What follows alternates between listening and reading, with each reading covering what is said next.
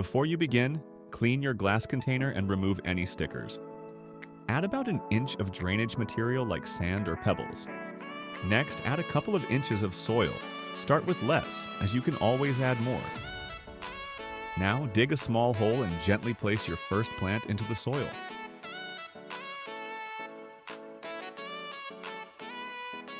As you work, keep your glass clean by brushing away any soil that sticks to the sides.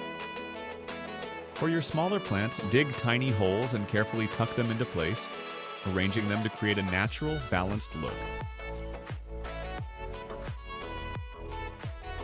Use your terrarium tools to firmly tamp down the soil, removing any air pockets and giving your plants a stable base.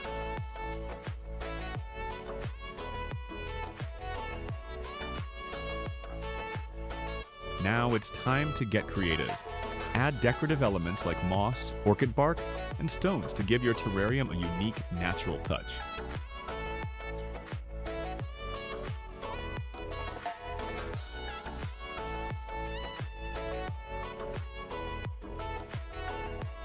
Finally, wipe away any remaining soil from the glass to reveal your beautiful new tropical terrarium.